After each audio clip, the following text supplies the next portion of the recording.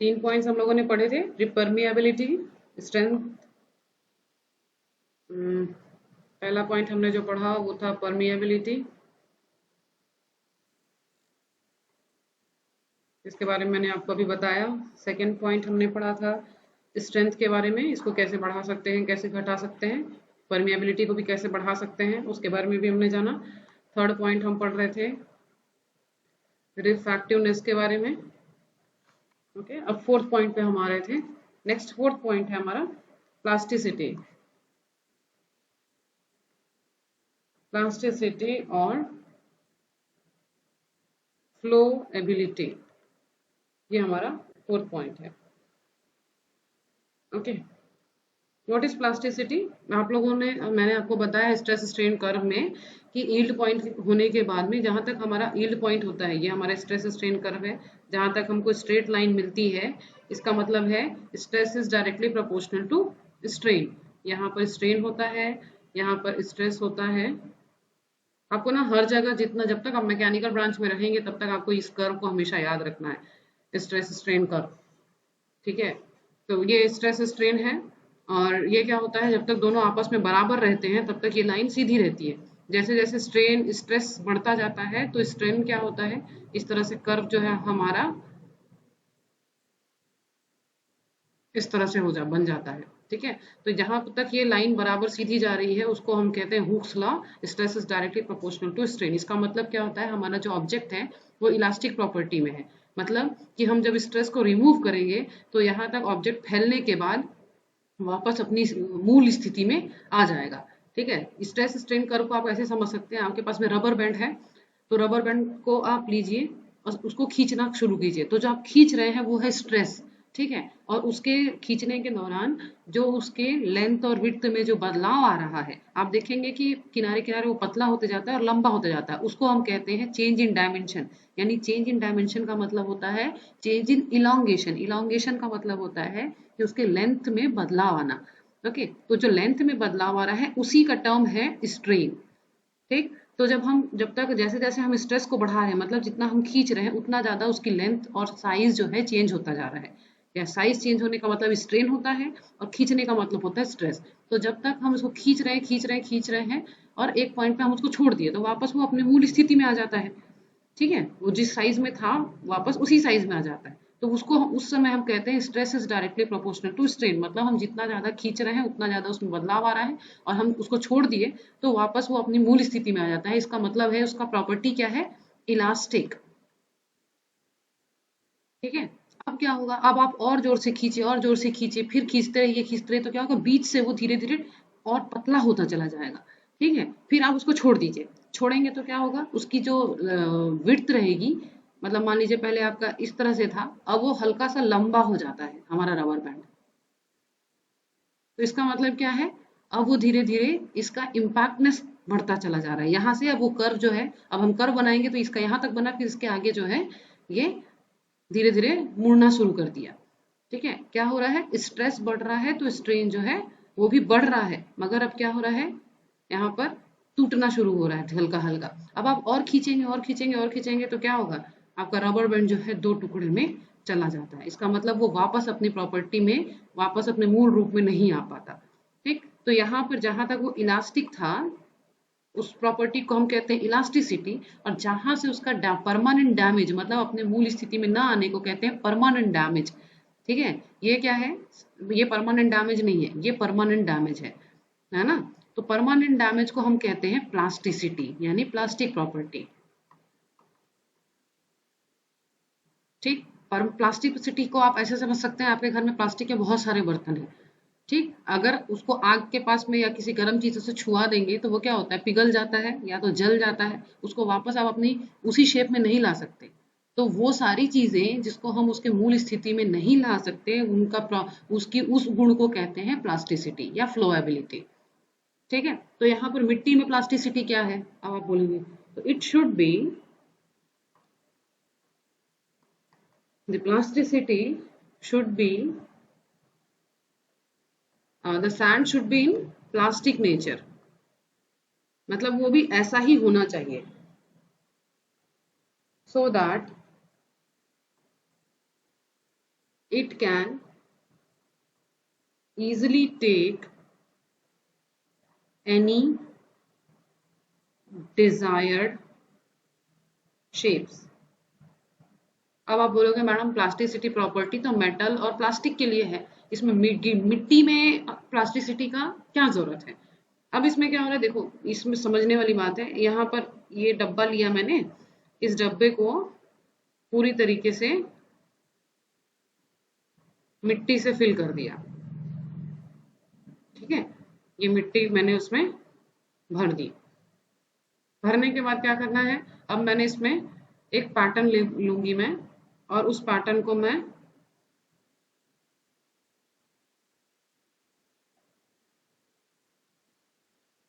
यहाँ पर रख लिए।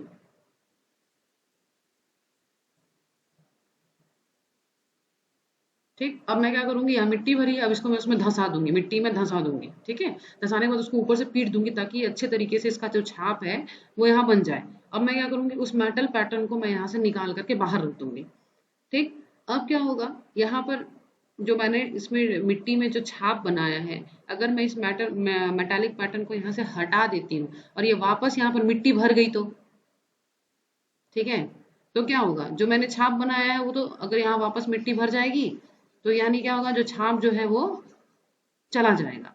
ऐसा नहीं होना चाहिए, ठीक है। तो मुझे क्या, मेरी जो मिट्टी है वो इस ऐसी गुणवत्ता वाली होनी चाहिए जिसमें कि छाप जो है जैसा मैंने बनाया है वो पैटर्न हटाने के बाद भी वो वैसा ही रहना चाहिए, है ना।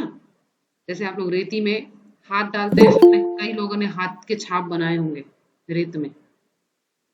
कोई आ रहा है, कोई जा रहा है, मेघा प्लानिंग गई। मेघा आप लेट हो बेटा, आधे घंटे की क्लास तो वैसे ही चली गई, ठीक है। तो इसलिए यहाँ पर मिट्टी को प्लास्टिक प्रॉपर्टी का होना चाहिए, ताकि हम जो भी यहाँ पर इमेज यहाँ पर एम्बॉसिंग कर रहे हैं वो एम्बॉसिंग यहाँ से हटनी नहीं चाहिए, वो छाप जो भी फिगर हम यहाँ पे क्रिएट कर रहे हैं वो मिटनी नहीं चाहिए पैटर्न को रिमूव करने के बाद। ओके, तो ये फोर्थ प्रॉपर्टी थी। फिफ्थ प्रॉपर्टी है, fifth property is कोलैप्सिबिलिटी।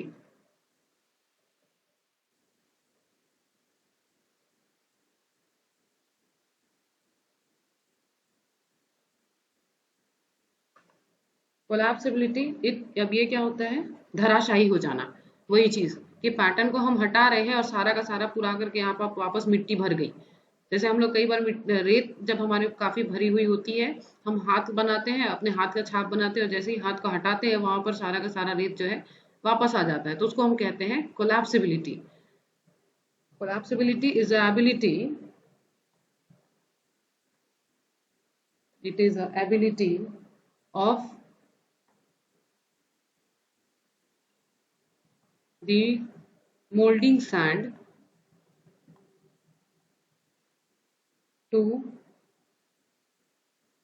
collapse easily during decrease in volume to some extent under the compressive forces developed by the shrinkage of metal during freezing and subsequent cooling. It is the ability of a molding sand to collapse easily during decrease in volume and to some extent under the compressive forces developed by the shrinkage of metal during freezing and subsequent cooling। ठीक है, कोलैप्सिबिलिटी देखिए दो प्रकार से किसी भी metal casting को प्रभावित करती है। पहली बात तो ये कि जब हम पैटर्न हटाएं तो वहां पर वापस वो गिर करके मतलब धराशायी ना हो जाए। ओके, और जो छाप बनी हुई है वो बनी रहनी चाहिए, पहली चीज। दूसरी चीज कि जब हम उसमें से मेटल हटाएं, मतलब फ्रीज हो गया, हमने मेटल को फ्रीज कर दिया, उसको कूल कर लिया, तो क्या होगा, मेटल जो है श्रिंकेज होगा, मतलब सिकुड़ेगा। ठीक है, तो उसकी वजह से क्या होता है, वहां पे कंप्रेसिव फोर्सेस लगते हैं। तो कंप्रेसिव फोर्स की वजह से वहां पे कोलैप्स हो जाना चाहिए। इसका मतलब क्या है, अब आप ध्यान से सुनिए। जब हमने यहाँ पर मेटल को सॉलिडिफाई कर दिया, यहाँ पर मैंने मेटल लिया, यहाँ पर छाप में मैंने मेटल को डाला और उसके बाद उसको सुखा दिया। सुखाने के बाद जब मैंने इसको निकाल लिया तो यहाँ पर मिट्टी वैसी की वैसी बनी हुई है। ये मिट्टी जब मैं चाहूं, अब मैं इसको, ये मिट्टी मेरे काम की नहीं है, तो इसका मतलब ये थोड़ी है कि इसी शेप में रहेगी ये पहले के जैसे। तो इसको हमको क्या करना है, इसको कोलैप्स करना है, मतलब इसको हमको फिर से पाउडर्ड फॉर्म में चेंज करना है। ओके, तो वो प्रॉपर्टी कोलैप्सिबिलिटी जो है, वो भी प्रॉपर्टी आपके मिट्टी में होनी चाहिए। Okay, next is sixth one. Sixth one is adhesiveness.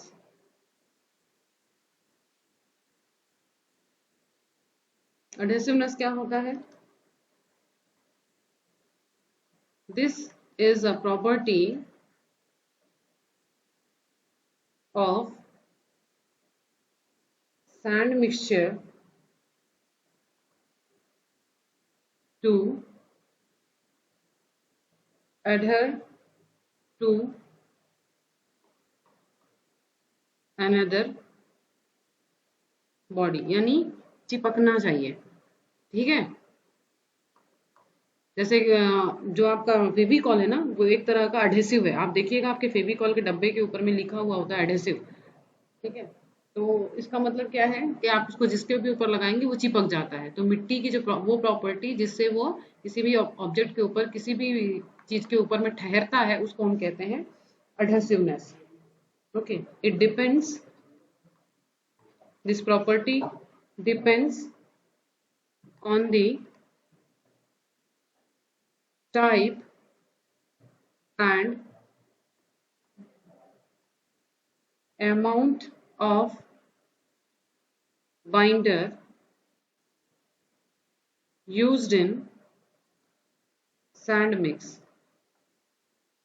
ठीक है, ये निर्भर करता है amount, type and amount of binder used in sand mix.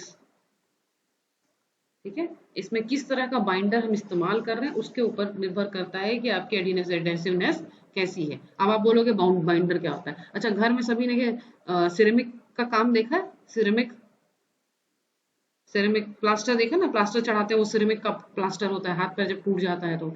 और आजकल पीओपी का भी काम होता है, प्लास्टर ऑफ पेरिस का भी काम होता है। तो उसमें हम क्या करते हैं, प्लास्टर ऑफ पेरिस जो होता है या सिरेमिक होता है, वो एक तरह का पाउडर्ड फॉर्म ही रहता है ना। मिट्टी के जगह पर एक अलग तरह का पाउडर रहता है जिसमें हम क्या करते हैं, फेविकॉल को हम मिक्स करते हैं।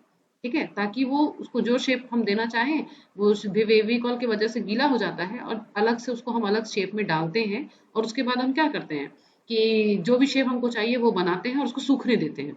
तो ये फेविकॉल क्या कर रहा है, एक तरह का बाइंडर का काम करता है। बाइंड मतलब आपस में बांध कर रखना, बाइंडर मतलब बांध कर रखना। ठीक है, तो ये जो आपका एडहेसिव प्रॉपर्टी है, it depends upon the amount of binder, कितना ज्यादा बाइंडर हम इस्तेमाल कर रहे हैं। ठीक है, और उसमें सैंड मिक्स में कितना और कौन सा बाइंडर इस्तेमाल कर रहे हैं उसके ऊपर निर्भर करता है। जैसे कि गोंद हम यूज करते हैं तो गोंद जो है आसानी से निकाला जा सकता है, पर आजकल गोंद को रिप्लेस कर दिया है फेविकॉल ने। ठीक है, हर जगह फेविकॉल हम यूज करते हैं, चाहे लकड़ी के काम करने हो, सनमाई का चिपकाना हो, फिर आपका प्लाई का काम करना हो, ओके, या सिरेमिक का काम करना हो, कोई भी आर्ट एंड क्राफ्ट में आजकल हम क्या करते हैं, गोंद की जगह पे फेविकॉल के छोटे छोटे ट्यूब्स आते हैं, बड़ी बड़ी टैंक आती है, उसका इस्तेमाल करते हैं। और वो भी फेविकॉल जो है अलग अलग प्रॉपर्टीज की होती है। ठीक है, तो it depends upon the adhesiveness, depends upon the type and the amount of binder. Okay, और तरह का बाइंडर क्या हो सकता है, सभी ने उसके बारे में सोचा सुना होगा ना, क्विक फिक्स। ठीक है, 2 मिनट में सारी चीजें चिपका देता है। रिफ्लेक्स आता है मार्केट में, जिससे हम लोग फ्लेक्स वगैरह को चिपकाते हैं, ये भी एक तरह का बाइंडर है। और आपने मार्केट में देखा होगा क्या कहते हैं, एरलडाइट। एरलडाइट भी एक तरह का बाइंडर है। ठीक है, रेजिन्स जो हम यूज करते हैं वो भी एक तरह का बाइंडर है। तो ये सब क्या टाइप है बाइंडर के। ठीक है, ये जनरल पर्पस में यूज होते हैं, मगर यहाँ पर कास्टिंग में जो बाइंडर यूज होते हैं वो अलग ही प्रकार के होते हैं। वो कौन कौन से बाइंडिंग मटेरियल्स होते हैं, वो कौन कौन से बाइंडर्स हैं? तो हमारा जो नेक्स्ट टॉपिक है वो होगा बाइंडर। ठीक है, तो सबसे पहले तभी इसको कंप्लीट कर लेते हैं हम लोग। ये 6th प्रॉपर्टी आपकी एडहेसिवनेस, 7th प्रॉपर्टी है कोएफिशिएंट ऑफ एक्सपेंशन।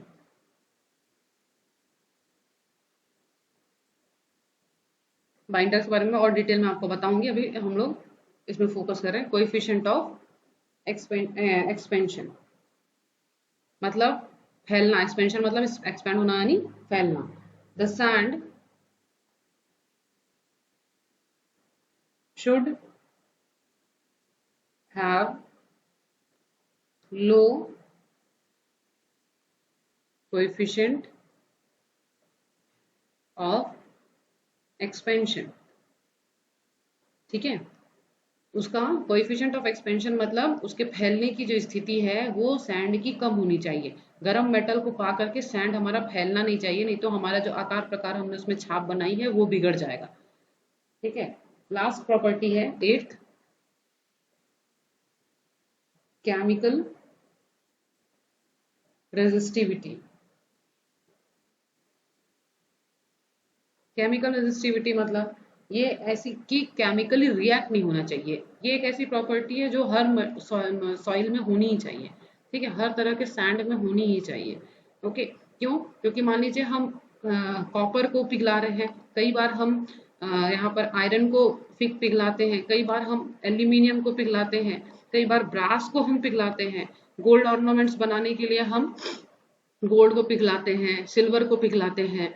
ठीक है, तो हम जिन मेटल को पिघला रहे हैं तो ये सारे मेटल जो है जब हम मिट्टी में डाल करके उसके सांचे के रूप में ढालने की कोशिश करते हैं तो ये सारे के सारे मिट्टी से रिएक्ट नहीं होने चाहिए, क्योंकि मिट्टी में हम इतनी सारी चीजें मिलाते हैं कि उसमें ये 8 प्रॉपर्टी रहे। ठीक है, chemical resistivity, coefficient of expansion, उसका परमियाबिलिटी, उसकी रिफ्रैक्टिवनेस अच्छी होनी चाहिए, उसका स्ट्रेंथ अच्छा होना चाहिए, कोलैप्स नहीं होना चाहिए, प्लास्टिसिटी प्रॉपर्टी होनी चाहिए। तो ये सबको बढ़ाने के लिए हम कुछ कुछ चीजों को ऐड करते हैं सामान्य मिट्टी में। ठीक है, तब जा करके वो मोल्डिंग सैंड बनती है। तो ये सब सारी चीजें जो अलग अलग हम इसमें मिला रहे हैं वो सारी चीजें केमिकली रेजिस्ट होनी चाहिए। मतलब कोई भी मटेरियल हम जो उसमें यूज करें, इनके अलावा भी हम कोई भी मटेरियल अगर यूज करेंगे तो उसके साथ में वो केमिकली रिएक्ट नहीं करनी चाहिए, नहीं तो नया चीज बन जाएगा। ठीक है, हमको वो चीज नहीं चाहिए। हम अगर एल्यूमिनियम डाल रहे हैं तो उसमें से प्योर फॉर्म का एल्यूमिनियम ही निकलना चाहिए। हम अगर ब्रास डाल रहे हैं तो हम ब्रास ही डालना चाहिए। हम अगर किसी तरह की एलॉय मटेरियल डाल रहे हैं यानी मिश्रित धातु डाल रहे हैं तो मिश्रित धातु में भी वही कंपोजिशन होना चाहिए। क्यों? क्योंकि जब हम किसी भी फर्नेस में जब हम मेटल को गर्म करते हैं, ओके, तो हम उसमें एयर, जब भी उसको डालते हैं तो क्या होता है, वहां से एयर पास होती है। ठीक है, एयर में भी नाइट्रोजन मौजूद है, ऑक्सीजन मौजूद है ना, वो सारी की सारी इससे रिएक्ट कर सकती है हमारे मेटल से। आपको तो पता है, केमिस्ट्री में देखा है आप लोगों ने किस तरह से रिएक्ट करके नया सब्सटेंस बनता है। ठीक है, तो इसीलिए यहाँ पर केमिकल रेजिस्ट होना चाहिए। Okay, so there are the 8 properties of the sand which makes the moulding sand different from the ordinary sand. ठीक है, 8 प्रकार की विशेषताएं हैं हमारे सैंड की, मोल्डिंग सैंड की, जो आम मिट्टी से इस मिट्टी को अलग बनाती हैं। वो कौन कौन सी विशेषताएं हैं? Permeability, strength, refractiveness, plasticity, collapsibility, adhesiveness, coefficient of expansion and last chemical resistivity। ठीक है, अब हम आते हैं नेक्स्ट टॉपिक में, हमारा बाइंडर, जो मैं यहाँ पे एडहेसिवनेस के बारे में बता रही थी। बाइंडर क्या होता है और कौन कौन से बाइंडर इसमें इस्तेमाल किए जाते हैं? कौन कौन से बाइंडर इस्तेमाल किए जाते हैं इसमें? अच्छा, बाइंडर होता क्या है? 2 प्रकार के बाइंडर इस्तेमाल किए जाते हैं। और ये होता क्या है? बाइंड करने के लिए इस्तेमाल होता है ना, मतलब किसी भी चीज को बांध करके रखने के लिए। तो बाइंडर 2 प्रकार के होते हैं। एक तो इनऑर्गेनिक, आप लोगों ने पढ़ा है ऑर्गेनिक और इनऑर्गेनिक केमिस्ट्री, है ना, तो उसी तरह से इनऑर्गेनिक एंड ऑर्गेनिक बाइंडर्स। ठीक है, इनऑर्गेनिक में क्या आ जाएगा? क्ले, बच्चों के क्ले देखे ना आपने, वो खेलते हैं ना बच्चे, आजकल मिलता है क्ले, उससे बहुत सारी चीजें बनाई जाती हैं। अलग अलग तरह के थाई क्ले अलग मिलता है, पोर्सलिन अलग आता है, उसको हम कहते हैं सिंपल क्ले। जो क्ले मोल्डिंग सैंड में यूज होता है, नॉर्मली जो मोल्डिंग सैंड में यूज होता है वो है फायर क्ले, ठीक है, कैलोनाइट। पहले इनऑर्गेनिक पढ़ लेते हैं फिर ऑर्गेनिक पढ़ेंगे, है ना। कैलोनाइट, इलाइट, पहला है फायर क्ले, दूसरा कैलोनाइट, थर्ड है elite, fourth one is bentonite.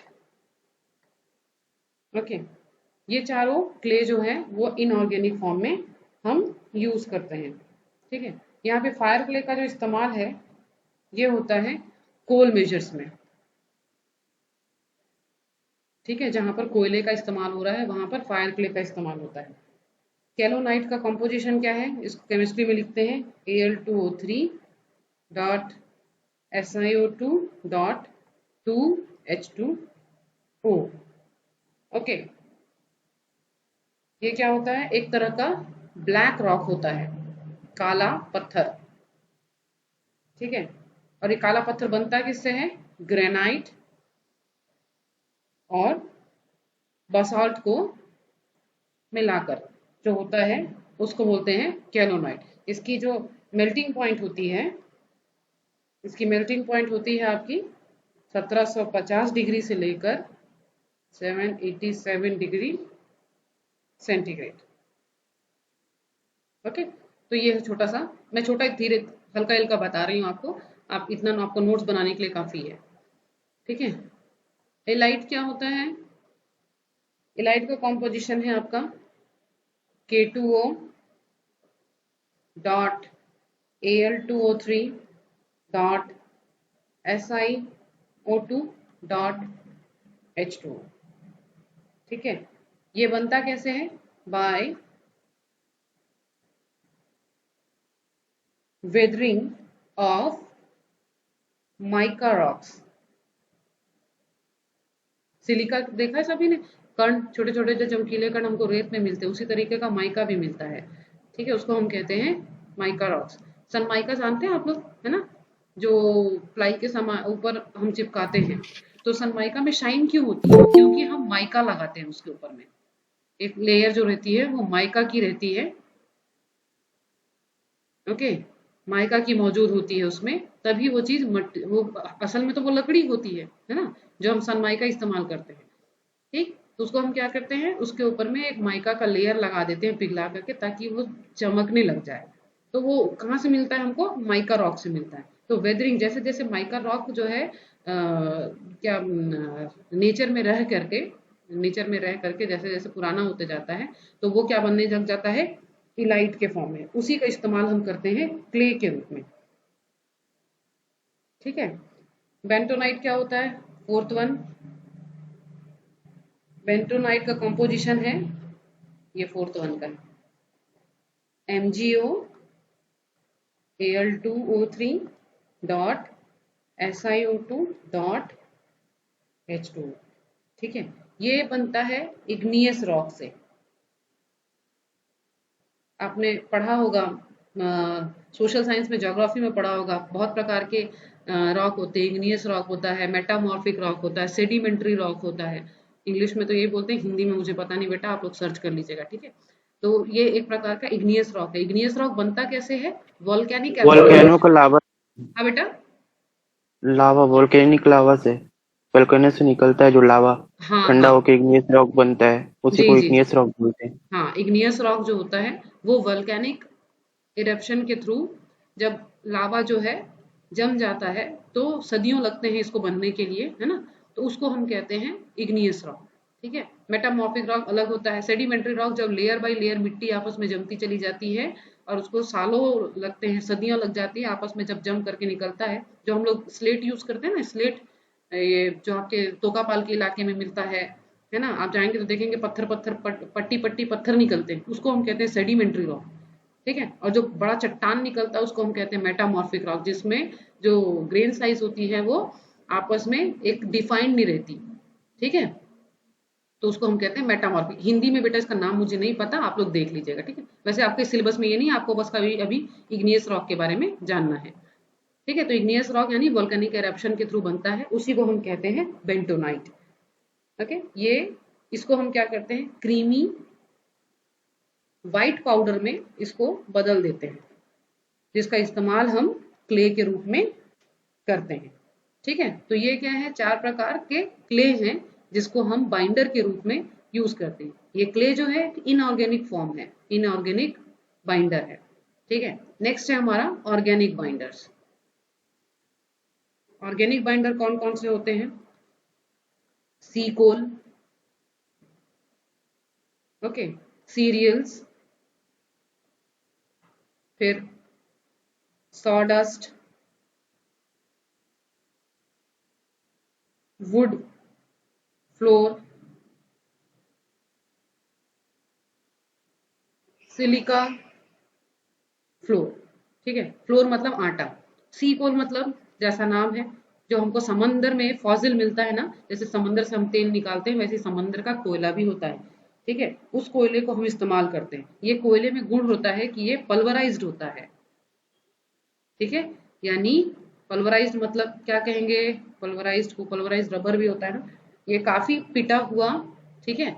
और कैसे समझाऊं मैं आपको, ये क्या होता है, कोल जो है आपको पता है, ये इनको सदियों लगते हैं कोल को बनने के लिए, ठीक है। फॉजिल है ये एक तरह का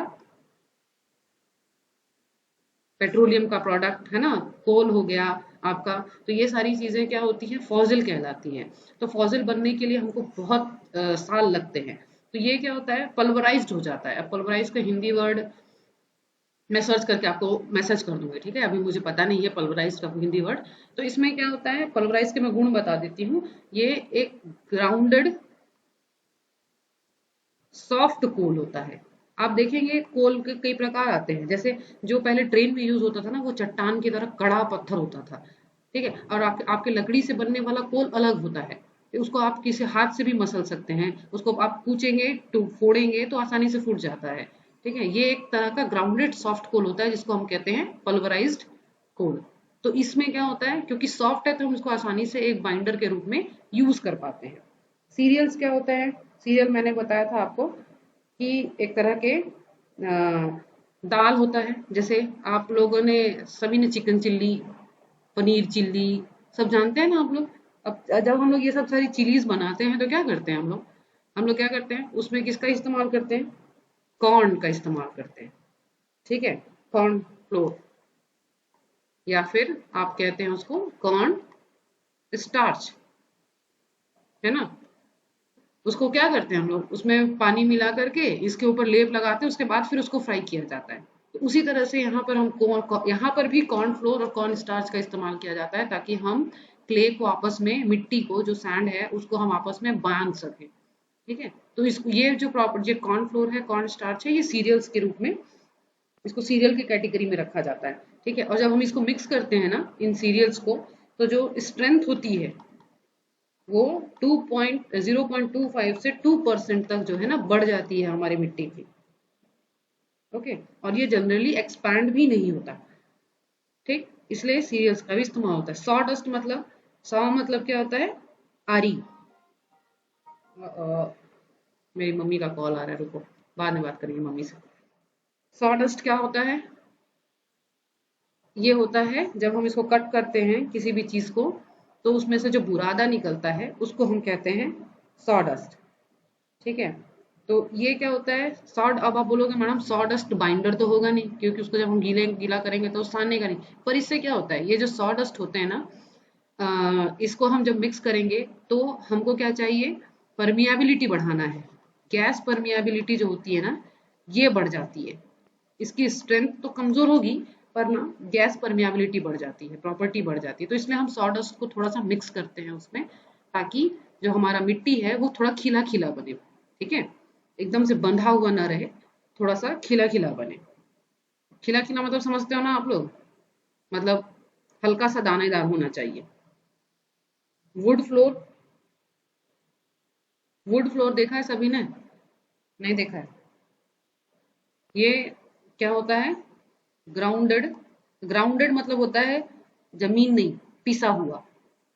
ठीक है, यहाँ पर ग्राउंडेड का मतलब पिसा हुआ, यहाँ पे भी पिसा हुआ सॉफ्ट कोल है। ठीक है, ग्राउंडेड का मतलब पिसा हुआ, ग्राउंडेड वुड पार्टिकल्स, लकड़ी के पिसे हुए पार्टिकल का इस्तेमाल करते हैं हम लोग और एज अ बाइंडर यहाँ पर। ओके, तो इससे क्या होता है, ग्रीन स्ट्रेंथ बढ़ जाती है। ग्रीन स्ट्रेंथ क्या होती है मैं आपको बाद में बताऊंगी। फिर क्या बचा लास्ट में, सिलिका फ्लोर। सिलिका फ्लोर आपको पता है, फाइन ग्राउंड, एकदम बारीक पिसा हुआ सिलिका। सिलिका सभी ने देखा है, रेत में जो चमकते हुए कण दिखते हैं उसी को हम कहते हैं सिलिका, जिसका इस्तेमाल हम कांच बनाने के लिए भी करते हैं। तो जब उसको हम पीस देते हैं तो वो सिलिका फ्लोर हो जाता है। तो ये सारे के material, sea coal, cereal, sawdust, wood flour, silica flour, इनका ये ऑर्गेनिक प्रॉपर्टीज में आती है, ऑर्गेनिक बाइंडर्स में आते हैं और इसको हम क्या करते हैं, हमारे मोल्डिंग सैंड में डालते हैं। और सबकी अपनी अपनी प्रॉपर्टी है। ठीक है, जैसे सी कोल है, ये क्या करता है, ये हमारा मेटल पेनिट्रेशन को बढ़ाता है। सीरियल जो है बांध बांध के रखने का काम आता है और ये जलता नहीं है। ठीक है, अगर हम इसको डालेंगे तो गर्म जैसे टेम्परेचर बढ़ेगा ये वैसे वैसे जलेगा नहीं। ठीक है, सॉ डस्ट है वो गैस परमिएबिलिटी बढ़ाता है। और आपका जो वुड फ्लोर है ये आपकी ग्रीन स्ट्रेंथ को बढ़ाता है। ठीक है, सिलिका फ्लोर जो है ये आपका एक तरह का फेसिंग सैंड होता है। फेसिंग सैंड मतलब कि जब हम यहाँ पर एक पैटर्न बना देते हैं, पैटर्न बनाने के बाद यहाँ पर हमने छाप बना दी, छाप बनाने के बाद हम क्या करेंगे, इस आटे को यहाँ पर बुरक देते हैं। बेकिंग करते हैं ना हम लोग, बेकिंग, केक बनाते हैं तो केक बनाने से पहले, केक के घोल को डालने से पहले हम उसमें थोड़ा सा मैदा छिड़क देते हैं ताकि वो आसानी से निकल पाए। तो यहाँ पर सिलिका फ्लोर को छिड़का जाता है ताकि हमारा मेटल जो है सॉलिडिफाई होने के बाद में आसानी से निकल पाए। ठीक है, तो उसी को हम कहते हैं, इस तरह के सैंड को हम कहते हैं फेसिंग सैंड। ठीक है, तो आज हम लोगों ने दो टॉपिक पढ़ा है। एक तो पढ़ा हमने प्रॉपर्टीज ऑफ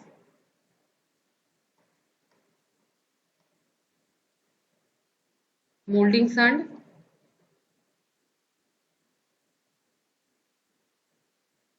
और दूसरा हमने पढ़ा binders and its types.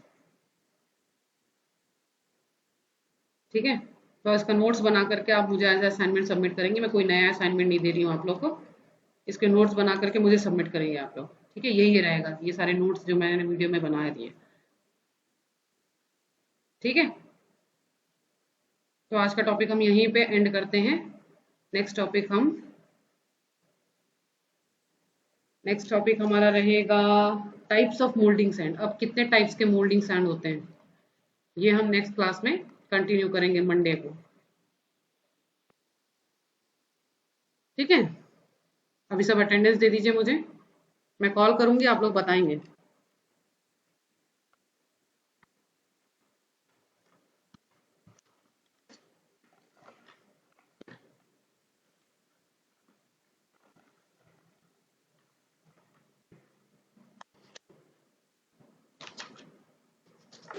Hello ma'am. हाँ जी। मैम थोड़ा सा स्क्रॉल ऊपर कीजिए ना। हाँ, क्या हुआ? मैम थोड़ा वो स्क्रॉल कीजिए ना ऊपर। स्क्रॉल करूं? Yes okay, ma'am. कौन सा पार्ट? ये properties of moulding sand ma'am. Ma'am properties of moulding sand, शुरू से यस। कौन सा नो मैम पॉइंट? वो नीचे वाला ही। मैम कोएफिशिएंट ऑफ वो last point expansion, ma'am. Yes ma'am. ये नो मैम वो लास्ट पॉइंट, लास्ट सबसे लास्ट वाला। ये तो है लास्ट वाला, केमिकल रेजिस्टिविटी। Yes ma'am. कौन सा बेटा, बाइंडर पढ़ना है? नो मैम वो कॉर्न फ्लोर और कॉर्न स्टार्च वाला उसके अच्छा, वो नीचे वाला। मैम जो था। Yes ma'am. ठीक है, जी मैम। Yes ma'am. लिख, हाँ लिख लो इसको। Yes. Okay, attend your calls everyone. आज है 10 तारीख। आयतुराम गावड़े एब्सेंट है। आदित्य, आकाश, असुनता इक्का नहीं है। बसंत, बीनू, बीनू, आप लोग अपना माइक Yes, ma'am. ऑन कर लीजिए बेटा, तब तो मुझे Yes, ma'am. हाँ बीनू है कि नहीं? Yes, Binu ma'am. नहीं है? हाँ तो Yes, ma'am. हूँ मैं। ओके। चंद्रकांति, चंद्रकांति भी थी ना? चंद्रकांति बघेल डाली तुमकी?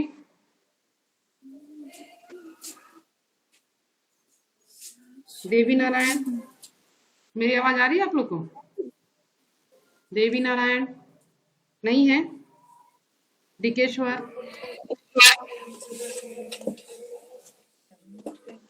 डिकेश्वर भी नहीं है? हर्ष पटेल है? ईश्वर, जागृत, जयलाल, जन्मजय, Yes, ma'am. हाँ, जतिन नहीं है? कैलाश कुमार मरकाम, ये तो था। हाँ यस ओके। हाँ you can message me. Good Kailash, अगर आप आवाज नहीं आ रही है you can message me too. Kaushalya Sahu, yes ma'am. Okay. Krishna Agrawal नहीं है? कुलेंद्री, कुलेंद्री थी ना? Yes ma'am. हाँ ओके। लक्ष्मणी बघेल नहीं हो? लकीचंद गोयल नहीं है? ललसू राम मरकाम, ये तो था। लालसू, मानसिंह, मानसिंह है? मेघा पानीग्राही, मेघा तुमने ज्वाइन किया था ना? मेघा, आर यू देयर बेटा? मिट्टू नहीं है? नकुल, नकुल था शायद। हाँ नकुल मरकाम, Yes. ओके बेटा। नीरज नहीं है? निखिल, निखिल जैन, निखिल था क्या? नहीं है? नूपुर, नूपुर थी ना?